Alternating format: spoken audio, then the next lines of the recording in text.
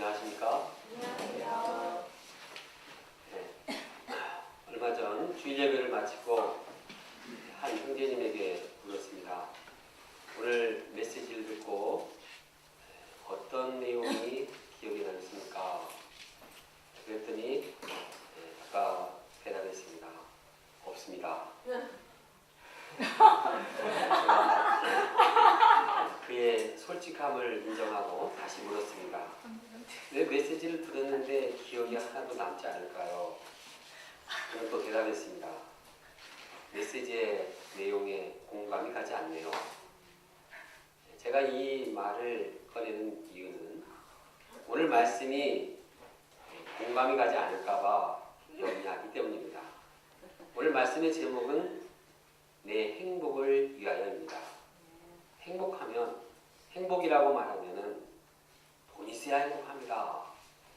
이러면 참 공감이 잘할 겁니다. 2011년 조선일보에서 주관한 설문조사에 의하면은 우리나라의 92%가 돈은 행복과 관계가 있다. 이런 통계가 나왔습니다. 이런 통계 가운데 우리도 그렇게 생각하지 않는, 그렇게 생각하는 분들이 있지 않을까 생각됩니다. 그러나 본문에는 돈에 대한 이야기가 별로 없으니까 참 공감이 가지 않을 수가 있습니다. 그러나 말씀이 진리입니다. 진짜 행복을 위해서는 이 말씀을 붙들어야 합니다. 진짜 우리 마음으로부터 우리 인생이 행복하길 원한다고 하면 이 말씀에 집중하고 이 말씀이 공감이 가기까지 계속 마음에 새기고 또 실천하고, 그래서 이것이 우리 생활이 될 때 우리가 진정으로 행복한 삶을 살 수 있을 것입니다. 그러므로 우리가 말씀을 깊이 영접하며 진정 행복한 자들이 되기를 간절히 원합니다. 첫째, 하나님을 사랑하라. 여호와 하나님께서 이스라엘 백성들에게 요구하는 것들이 있습니다. 12절 내용을 보면 그 요구하는 것들이 무엇인가가 나와 있는데 우리가 이것을 살펴보면서 함께 읽어보겠습니다. 시작. 이스라엘아, 내 하나님 여호와께서 내게 요구하시는 것이 무엇이냐? 곧 내 하나님 여호와를 경외하여 그의 모든 도를 행하고 그를 사랑하여 마음을 다하고 뜻을 다하여 내 하나님 여호와를 섬기고. 여기서 보면 하나님께서 그들에게 가장 먼저 요구하시는 것은 하나님을 경외하는 것입니다. 또 하나님을 경외해서 그 도를, 모든 도를 행하는 것입니다. 또 하나님을 사랑하는 것입니다. 마음을 다하여 뜻을 다하여 하나님을 섬기는 것입니다. 하나님께서 그들에게 요구하는 것은 참 여러 가지입니다. 여러 가지뿐만 아니라 또 한 말씀을 반복하기도 합니다. 그 모든 도를 행하라고 말씀하고 또 반복해서 네게 명하는 명령과 규례를 다 지켜라고 재차 말씀하고 계십니다. 하나님께서 이처럼 여러 가지를 그들에게 요구하시는 이유는 무엇일까요?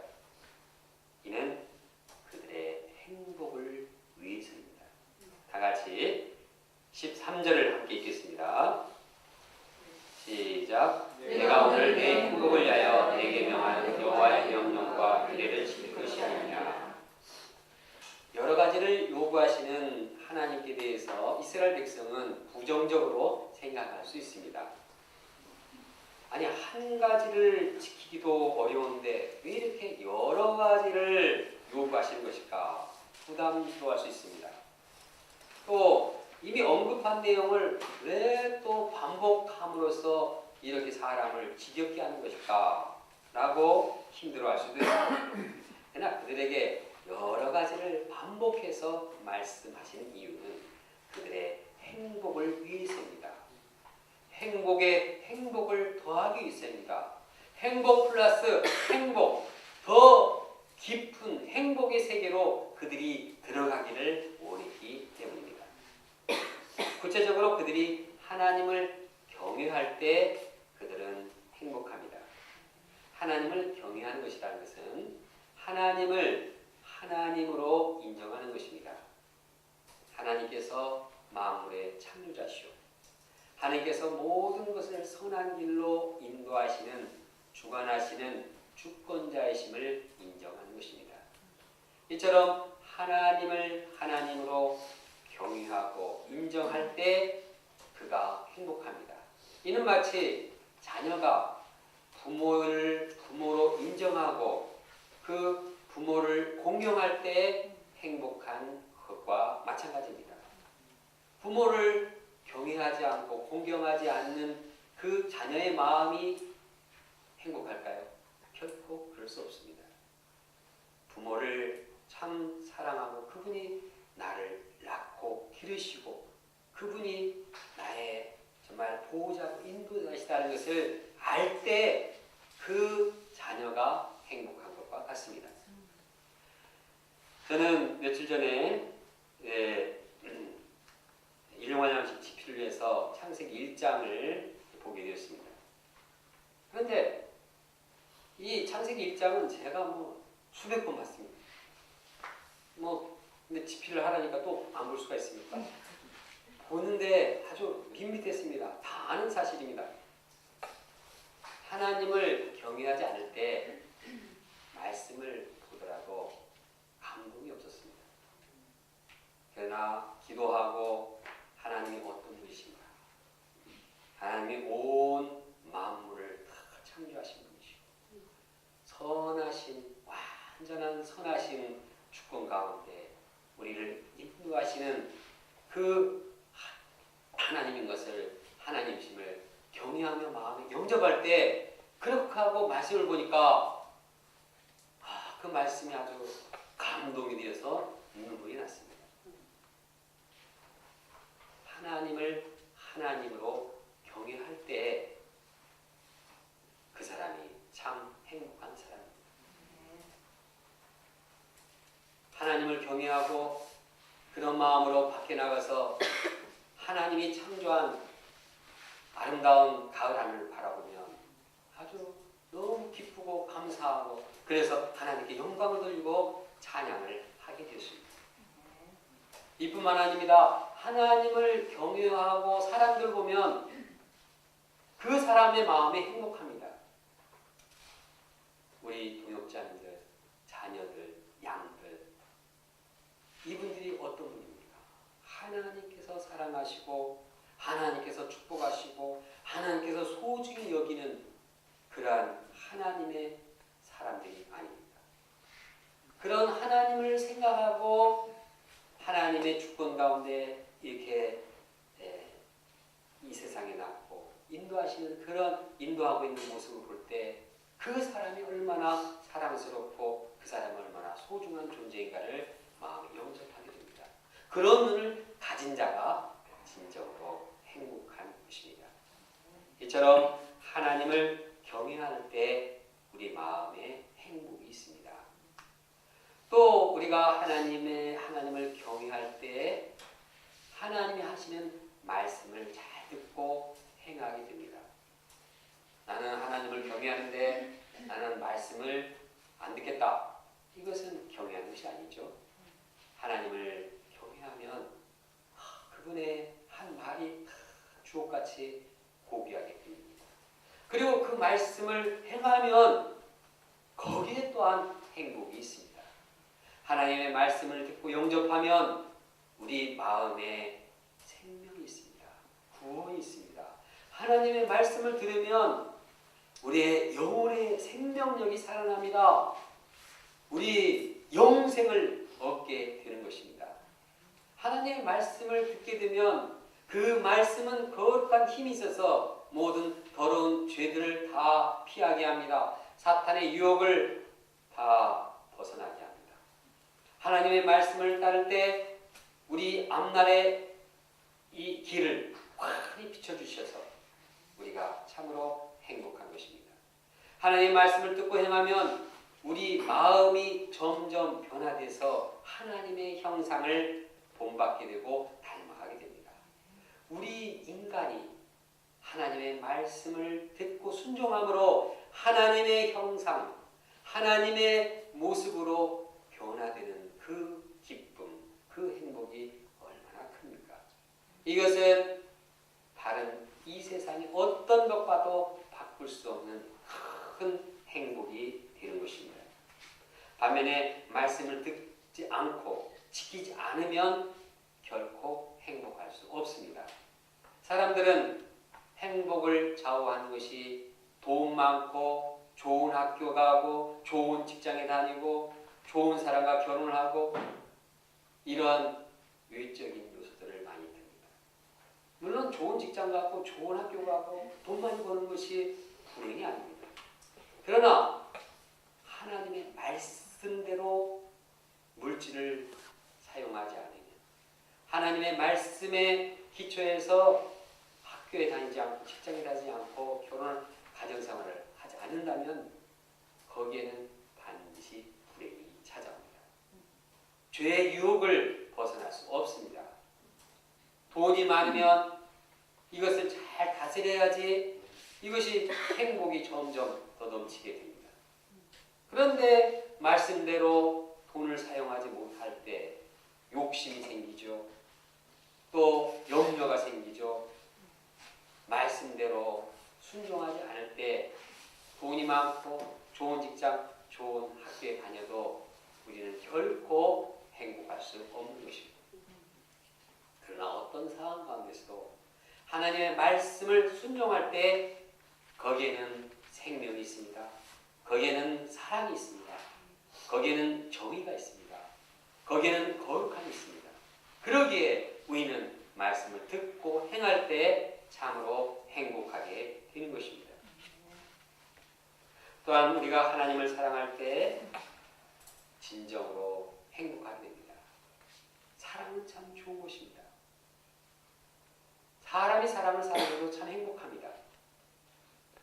요즘 우리 정마가 목사님과 엘리산 목사님이 참 부부가 되어서 사랑하니까 얼마나 행복해 보입니까? 네. 옆에 있는 사람도 참 덩달아서 행복해집니다. 부모와 자식도 서로 사랑하고 목자와 양이 서로 사랑하고 성도들이 서로 사랑할 때 거기에 행복이 있습니다. 또 이러한 사랑의 모습을 보면 나도 옆에서 지켜볼 때 그 사랑의 향기가 점점 느껴지게 되는 것입니다. 인간과 인간이 사랑해도 이처럼 행복한데 하물며 하나님과 우리가 서로 사랑할 때 얼마나 행복합니까? 그런데 하나님과 우리의 사랑은 먼저 하나님이 우리를 사랑하는 데서부터 시작되었습니다. 하나님은 믿음의 조상들을 그들을 택하시고 사랑하셨습니다. 그리고 그 믿음의 조상들을 사랑하셨기 때문에 우리 믿음의 후손들도 선택해서 사랑하셨습니다. 사람이 사람에게 선택을 받아서 사랑을 받아도 행복합니다. 저는 고등학교 3학년 때 상고를 나왔는데 졸업할 때쯤에서 담임선생님의 사랑을 참 받았습니다. 그래서 담임선생님이 야 우리 내 동창이 회계사무소 대표인데 내가 말해서 취직시켜줄게. 그래서 이쪽 시청 앞에 있는 그 프레젠트 호텔 3층으로 갔습니다. 그래서 이렇게 소개를 받고 직장에 취직되었습니다. 저는 담임선생님의 그 사랑을 받고 다른 사람도 그런 사람이 없는데 특히 저를 이렇게 좋아해서 택했다는 사실에 참 얼마나 행복했는지 모릅니다. 사람이 이렇게 택해도 참 행복한데 하나님께서는 우리를 영원전 만세전부터 우리를 택하셨습니다. 그리고 좋은 직장 정도가 아니라 영원한 하나님 나라로 우리를 인도하셨습니다. 하나님 나라에서 영원히 예수님과 함께 왕노릇 하도록 우리를 배려해 주셨습니다. 그 하나님의 사랑을 깨달을 때 얼마나 우리가 행복합니까? 하나님의 사랑은 무조건적인 사랑입니다. 우리가 죄를 졌건 실수를 했건 어쩔 때는 하나님을 막 대적하기도 하지만 그러나 하나님은 끝까지 변함없이 우리를 사랑하십니다.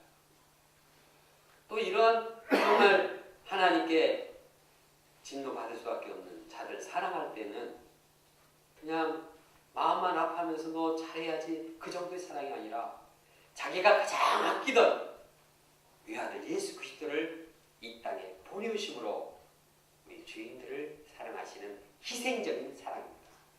하나님의 사랑은 헌신적인 사랑입니다. 우리가 이러한 하나님의 사랑을 알면 우리는 마음에 하나님의 사랑으로 충만하게 되어서 행복이 넘치게 되는 것입니다. 우리가 하나님의 사랑을 알고 우리가 하나님의 사랑에 반응하고 하나님의 은혜를 알고 우리가 하나님을 참 은혜를 정말 감사하고 하나님을 사랑할 때 사랑한 만큼 더 우리는 행복하게 되는 것입니다. 더 감사한 것은 하나님의 사랑과 우리의 사랑은 어느 누구도 언제도 무엇도 장소에 구애없이 끊을 수 없다는 것입니다. 하나님은 우리와 항상 사랑의 관계를 이루어나가십니다. 얼마나 행복합니까? 세상에 이처럼 우리에게 사랑을 베푸는 분이 어디 있습니까? 영원토록 언제 어디서나 우리를 사랑하시는 그 하나님을 사랑할 때 우리에게 진정으로 행복이 있습니다. 그런데 과연 현재 우리는 하나님을 마음으로 사랑하고 있습니까? 입으로는 하나님을 사랑한다고 찬양으로는 하나님을 사랑한다고 하지만 우리 마음은 돈을 더 사랑하고 세상 잔재미를 더 사랑하고 쾌락을 더 사랑하고 그냥 거기에 몰두하느라 하나님의 사랑을 멀리 떨어져 나오지는 않았는지 점검해 봐야 합니다. 내가 하나님을 더 사랑하고 하나님보다도 돈을 사랑하면 하나님은 점점 더 멀리 가게 되는 것입니다. 그러면 하나님의 사랑을 할 수가 없습니다. 거기에는 행복이 점점 사라지는 것입니다. 그럼 우리가 우리 마음을 한번 돌이켜보고 진짜 나는 다른 무엇보다도 하나님을 더 사랑한다. 마음을 다하고 성품을 다하고 뜻을 다해 하나님을 나는 사랑한다. 이렇게 고백하는 종들이 되어야겠습니다. 그렇게 하지 못하고 하나님을 사랑보다도 다른 것을 더 사랑할 때 이것은 철저하게 즉시 회개합니다. 거기에 우리의 행복이 있습니다. 우리가 매일매일 하나님의 사랑을 깨닫고 하나님의 사랑을 누리며 하나님의 사랑을 감사하며 진정으로 행복한 사람들이 되기를 간절히 원합니다. 둘째, 마음의 할례를 행하고 목을 곧게 하지 말라.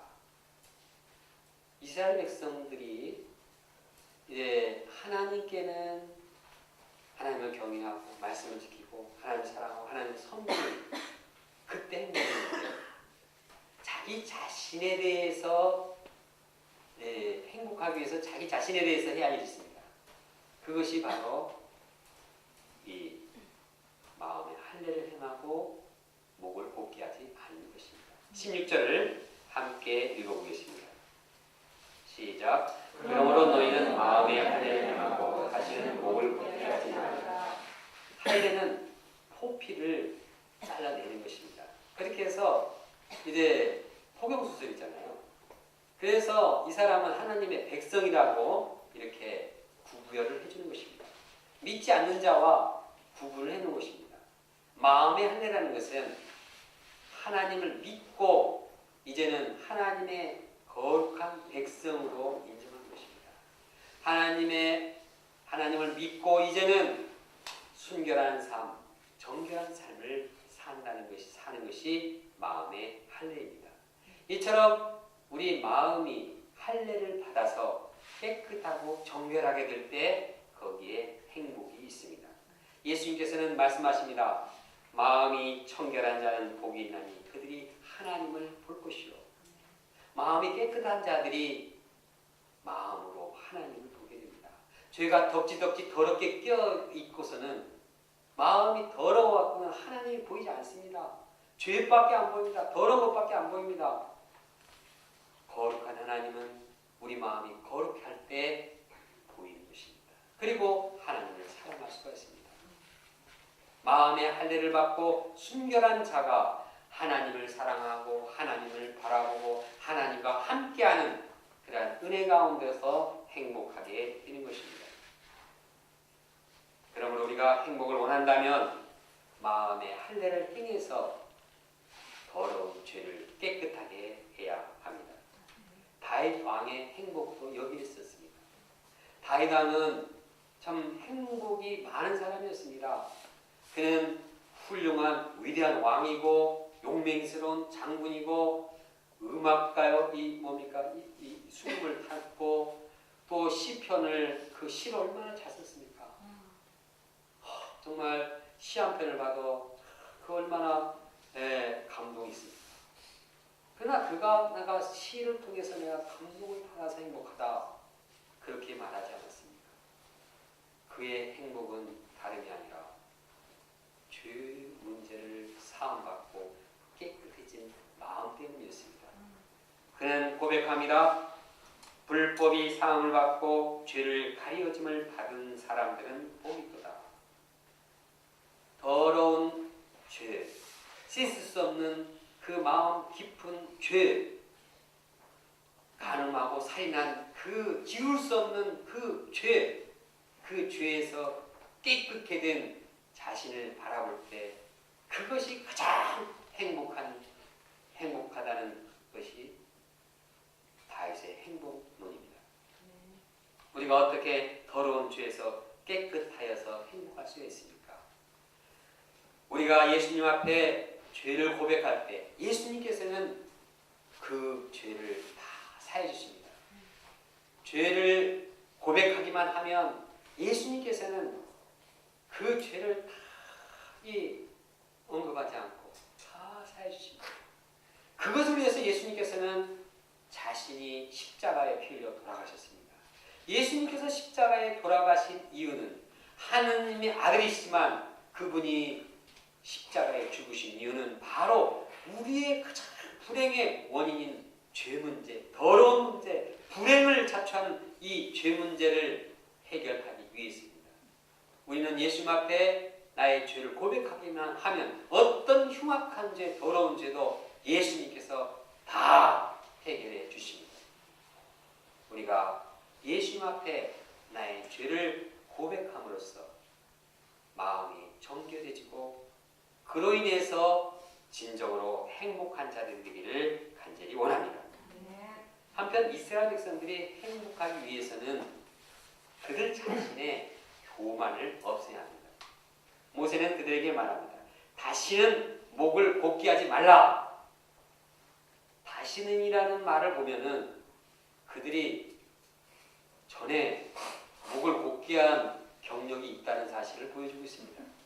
사실 이 본문은 신명기 10장인데 9장, 7장 다 그런 교만한 이 이스라엘 백성들의 실예를 보여주고 있습니다. 이 시간에는 신명기 11장에 있는 다단과 아비람의 반역 사건을 살펴봅니다. 그들은 고라 족장 250명과 합세해가지고 모세에게 대들었습니다. 그리고 그들을 몰아내고 권세를 장악하려 했습니다. 이것을 본 모세는 다단과 아비람을 불러가지고 그들의 죄악을 문책하려고 했습니다. 그런데 그들은 그 말을 듣고 내가 왜 올라가냐? 나 안 올라간다. 아주 공개적으로 거역하고 모세를 비방했습니다. 그러면서 그들은 이 이스라엘 백성이 이제 가나안 땅에 들어가지 못하고 이 광야에서 헤매는 것이 다 너 책임이다. 이렇게 모세를 공격했습니다. 이처럼 목이 굳어서 교만한 그들에게 주어진 것은 불행이었습니다. 이 일로 인해서 땅이 갈라져서 이제 다단과 아비람, 고라와 그 재물 다 그냥 지진으로 다 죽어버렸습니다. 불이 나와서 반역한 250명을 다 불태워버렸습니다. 이것을 본 이스라엘 백성들은 잘못했다. 우리가 회개해야지. 우리의 교만을 회개해야지. 이렇게 방향을 잡아야 옳았습니다. 그러나 그들은 끝까지 목을 곧게 했습니다. 그래서 왜 우리를 광야에서 이 가나안 땅으로 들어가지 못할 뿐만 아니라 이제는 250명도 죽이고 고라까지도 다 죽이냐? 네 책임이다. 그들은 끝까지 회개하지 않았습니다. 하나님께서는 이 일로 인해서 14,700명 이 사람들을 연병으로 죽게 하셨습니다. 이처럼 목이 곧은 자의 최후는 불행입니다. 그들이 행복하려면 교만을 꺾고 겸손해라 했습니다. 사도 야고보는 말씀합니다. 하나님이 교만한 자를 물리치시고 겸손한 자에게 은혜를 주신다 했느니라. 야고보뿐만 아니라 사도 베드로도 동일한 말씀을 하고 계십니다. 하나님은 교만한 자를 대적하시되 겸손한 자들에게는 은혜를 주시느니라. 우리가 마음의 교만을 꺾고 겸손하게 될 때 하나님은 그 겸손한 마음 가운데 축복하시고 은혜를 주시고 그를 행복하게 하십니다. 한국인들은 많은 장점들이 있고 또 단점들이 있습니다. 한국인이 고쳐야 할 단점 중 하나는 겸손하지 못한 것입니다. 김상국 목사의 성품이라는 책을 지난주에 봤는데 한국인의 성품들 중에서 참 그 장단점을 조사해가지고 통계를 낸 내용이 있었습니다. 거기에 보면 단점의 첫 번째서부터 6번째까지 그냥 단점 막 10개 이상 되는데 그냥 그거 너무 단점 지적하기 싫어서 장점 많이 하고 단점 6개로 이렇게 줄여놨는데 그 6개 중에 보면은 그 공통점이 참 한국 사람이 마음이 겸손하지 않은 것으로부터 나오는 이러한 성품들이었습니다. 예를 들어 첫째, 한국 사람은 협동심이 없습니다. 한국 사람 혼자서 일하는 건 잘하는데 다른 사람, 2사람, 3사람은 모였다 하면 싸우고 갈라서고 같이 일을 못합니다. 둘째, 한국 사람은 이기적입니다. 한국 사람은 자기가 절대자이고 다른 사람은 다 넌센스라고 생각하는 경향이 있습니다. 내 방법, 내 생각이 아니면 안 되고 내가 하라는 대로 하지 않으면 안 된다는 그런 생각입니다. 넷째로 한국 사람은 비판적입니다. 한국 사람은 만나면 남에게 좋지 않은 이 얘기를 아주 많이 합니다. 비판을 해도 아주 모질게 한다고 합니다. 여섯째, 한국 사람은 사람을 존중하지 않습니다. 한국 사람은 사람을 귀하게 여기지 않고 무시하는 경향이 있습니다. 이 단점들의 공통점을 보면 모두 다 겸손하지 못한 데서 나오는 것들인 것을 보게 됩니다. 물론 통계라 이것이 꼭 맞는다 이렇게 할 수는 없겠지만 우리가 이러한 단점들을 보면서 우리에게는 이러한 사람들에 대해서 겸손하지 못한 하나님 앞에서 겸손하지 못한 내면이 없는가 돌이켜 봐야겠습니다. 우리가 시시때때로 자신을 점검해보며 하나님 앞에 참 겸손하게 내가 정말 죄인인데도 하나님의 은혜로 구원받은 죄인임을 깨닫고 하나님을 사랑하고 영혼들을 귀히 여기는 그러한 자들이 되어야겠습니다. 내가 겸손할 때 하나님께서는 은혜를 베푸시고 그가 진정으로 행복한 자가 되는 것입니다. 셋째, 연약한 자를 사랑하라. 이스라엘 백성이 행복하기 위해서 다른 사람을 향해서 해야 할 일이 있습니다. 그것은 연약한 자를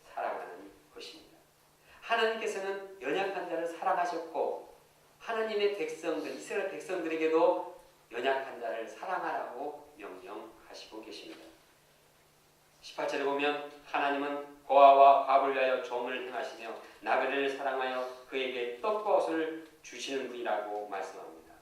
이것이 연약한 자를 향한 하나님의 긍휼입니다. 긍휼이 하나님께서는 자기뿐만 아니라 자기 백성들도 이렇게 긍휼을 베풀기를 원하십니다. 19절을 함께 읽겠습니다. 시작. 너희는 나그네를 사랑하라. 전에 너희도 애굽 땅에서 나그네 되었습니다. 원래 이스라엘 백성은 애굽 땅에서 나그네였습니다. 더 구체적으로 보면 애굽에서 400년 동안 아주 비천한 노예 생활을 한 노예 백성이었습니다. 그러나 하나님의 긍휼로 인해서 하나님이 사랑하셔서 그들이 자유인이 되었고 축복의 땅을 얻게 되었습니다. 하나님의 사랑을 받은 자로서 그들은 하나님의 사랑을 베푸는 자가 될 때 행복하게 되는 것입니다. 그러므로 그들은 연약한 자를 섬기고 그렇게 할 때 그들이 진정으로 행복하게 되는 것입니다. 예수님께서는 말씀하십니다. 긍휼히 여김을 받는 자는, 긍휼히 여기는 자는 복이 있나니 그들이 긍휼히 여김을 받을 것이라. 다른 사람들을 긍휼히 여기고 그들을 사랑할 때 그 사람이 행복합니다. 그들은 긍휼히 여김을 받게 되는 것입니다. 사도 바울은 에베소 장로들에게 연약한 자들을 돕도록 권면하면서 예수님의 말씀을 인용하고 있습니다. 약한 사람들을 돕고 또 주 예수께서 친히 말씀하신 바 주는 것 없이 받는 것보다 복이 있다 하심을 기억하여야 할지니라. 여기서 볼 때도 연약한 사람들에게 사랑을 베푸는 자가 복이 있습니다. 연약한 자를 돕다 보면 그 돕는 가운데서 하나님의 긍휼의 심정을 알게 됩니다. 하나님이 얼마나 우리를 연약한 우리를 사랑하시는지 우리가 더 마음으로부터 실감하게 깨닫게 됩니다. 이처럼 우리가 하나님의 긍휼하심을 체험할 때 더 하나님을 사랑하게 되고 더 하나님과 가깝게 되고 그로 인해서 우리는 더 마음의 행복을 누리게 되는 것입니다. 특히 목자가 양을 위해서, 연약한 양을 위해서 기도하고 영혼의 생명을 살리는 역사에 동참할 때 거기에 또 행복이 있습니다.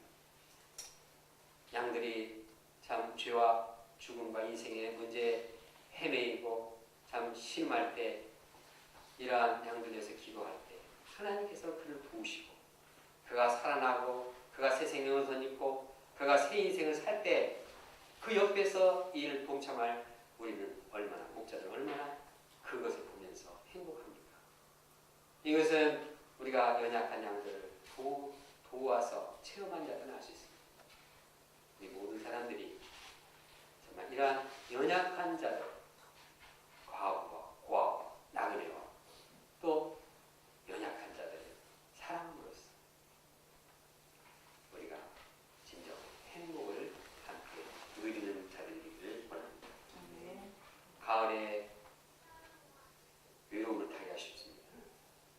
가을에 낙엽이 떨어지면 인생 무상, 삶의 회의를 또 난 언제까지 혼자인가 이렇게 멜랑콜리에 빠지기가 쉽습니다. 그러나 이 가을의 행복을 위해서는 우리가 연약한 자들을 찾아서 그들 적극적으로 사랑하고 섬길 때 거기에 우리의 행복이 있습니다. 우리가 연약한 자들을 적극적으로 섬기는 가운데 마음의 행복을 누리는 자 되기를 간절히 원합니다. 결론적으로 모세는 이스라엘 백성의 행복을 위해서 어떻게 하는지 말씀하고 있습니다. 그들은 하나님을 경외하고 하나님의 말씀을 순종하며 하나님을 사랑하고 섬길 때 행복합니다. 그들은 자신에 대해서 마음의 할례를 행해서 깨끗해질 때 행복합니다. 목이 곧은 그 교만을 회개하고 겸손해질 때 하나님의 은혜를 받아서 행복합니다. 연약한 자를 사랑하고 긍휼을 베풀 때 그가 긍휼을 여김을 받음으로써 행복합니다. 우리가 이 행복의 길을 우리 마음 가운데 영접하고 언제 어디서나 이러한 방향으로